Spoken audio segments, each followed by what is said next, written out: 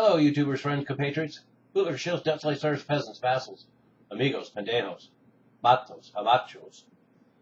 I am a useful idiot, and today I'd like to talk about Mexico, a topic that I wanted to tackle for a while, but I knew it would kind of be sort of a big deal because I want to paint the idea of Mexico with a little broader stroke.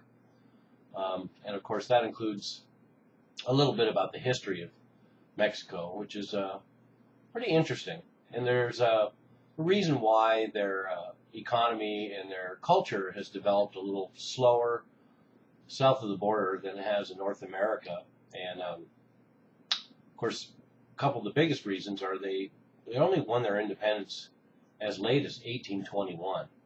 And of course, within 20 years in the Mexican-American War, they lost a lot of territory in the southwest United States to the United States, with Texas and Arizona and New Mexico in that area.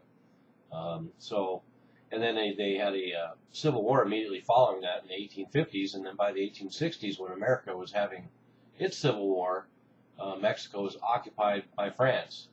So there was a French dictatorship in France up until 1867, also fairly recent in the scheme of things. So then there was a Mexican Revolution in 1910.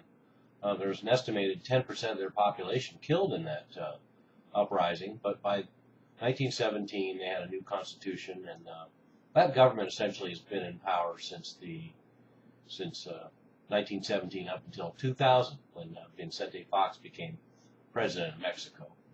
So with the last two Mexican presidents, Vicente Fox and Calderon, a war was declared on the drug cartels, and now we have a new president in Mexico, and friends of mine from Mexico assure me that this new president will be like the ones before 2000, who would be very accommodating and not pursue the drug cartels. And as my friends say, he is a friend of the drug cartels, so he will allow that industry to flourish. And why wouldn't he? As far as a lot of Mexicans are concerned, the flood of weapons from the United States to the drug cartels and the demand for the product in the United States that the drug cartel sells is a distinctly North American problem as far as Mexicans are concerned. It would be really easy for America to change its drug laws and take a bite out of the crime in Mexico and the drug cartels, much the way legalizing alcohol again after Prohibition in the U.S. in the 20s and 30s eliminated crime out of the alcohol business. So anyway, to get back to the history of Mexico, so in the post-World War II era, or the World War II era actually, 1940 to 1980, Mexico had an economic miracle, and a huge boom in Mexican economy, and things were going quite well in the country. In fact, a very low rate of immigration to the United States during that period from Mexico. But then in 1982, the government defaulted on its sovereign debt, and by 1994, the economy collapsed. And Bill Clinton, President of the United States, bailed out Mexico at the time. And their economy has continued to expand since that bailout. But they have a very, very high degree of economic disparity. In fact, some of the highest in the world, number 2 after Chile. And economic disparity. So a lot of the money has been going to the top, and let's also not forget that the private farmer in Mexico was wiped out by the promises of NAFTA and free trade agreements, which decimated the agricultural small farm business in Mexico. So that's another reason why a lot of farmers turn to this illicit product to replace what they couldn't afford to produce in the market anymore after free trade agreements with the U.S. So anyway, Mexico is actually considered to be a upper middle class income country, and is one of the world's largest economies. It's 13th in size of nations in the world, and also 13th in GDP. So it's an economic powerhouse with a lot of resources and a lot of opportunities. But 44% of the population lives in poverty. So once again, there's another opportunity for crime and the drug cartels to flourish when you have that level of poverty and that level of access to employment opportunities and prosperity. So, and then Mexicans in the U.S. send back $20 billion a year, so that's another infusion of cash that comes into Mexican GDP when $20 billion a year is getting sent back from the U.S. from Mexicans working here. And let's also not forget that Mexico is doing their part to prop the American government up and the American economy, because they are 9th in the world holding U.S. debt. So they're right up there with the big boys like China and Japan in buying our debt. And but let me get to the focal point of what I want to talk about today, and that is Mexico as the war next door. Because just like I brought up in a video that unfortunately not too many people watched, a video I did about a book called Pentagonism, or the New Imperialism.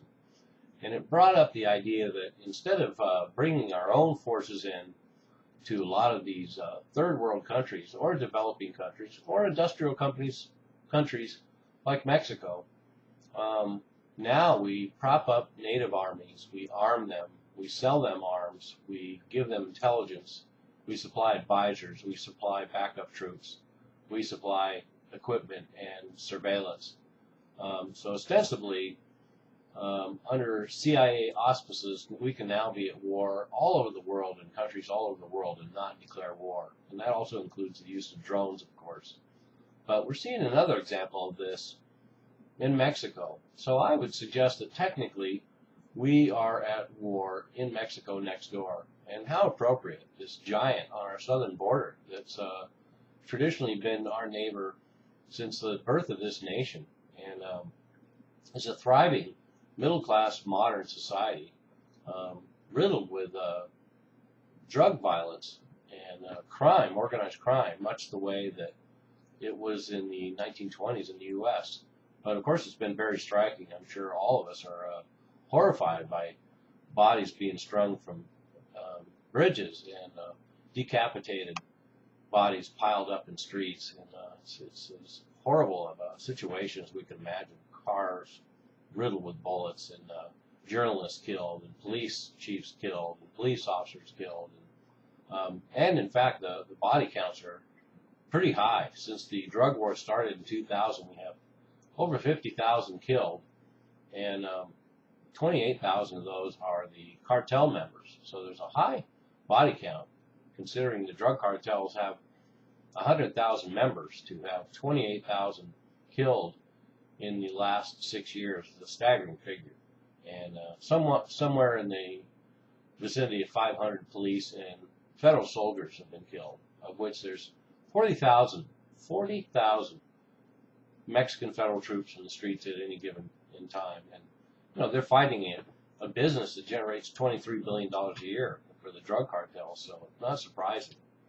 And since 1996, 62,000 weapons have been smuggled into Mexico from the U.S. So this Fast and Furious episode is only one component of how much weaponry is gotten into Mexico from the U.S., mostly bought from private dealers along the southwestern states in the United States.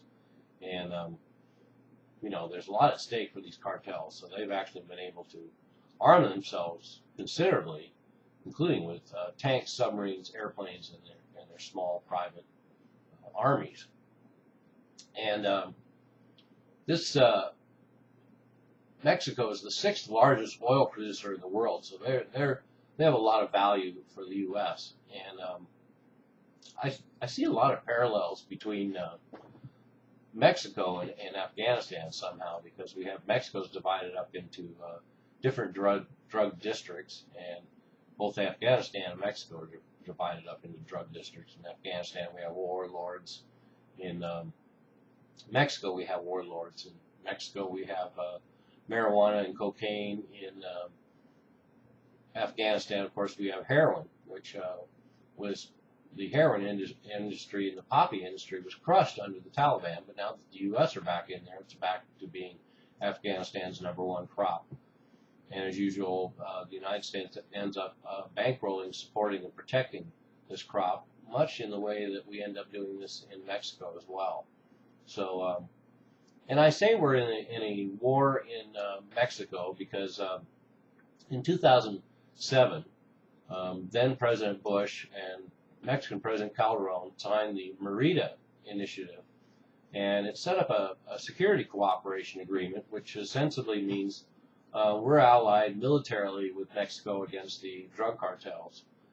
So we're supplying training, equipment, intelligence, and surveillance, and support, of course, with more military equipment, and also Air Force participation, and mercenaries and CIA. And that way we can say we don't have any troops in Mexico, and we have private security teams like XE, and we have CIA operatives. So, and there's already documentation that we've had troops in Mexico since the 1990s. So, once again, this spans several administrations, and we are part of a war in Mexico. So we don't have to look too far to find this sort of a debacle, whether it's in the Middle East or on our southern border. So anyway, there's a little glimpse into Mexico, the war next door, and it'll be interesting to see how it develops from now on. I would imagine at some point we're going to find ourselves even more involved in our southern neighbors' internal affairs. I'm useful idiot. Don't you be one too.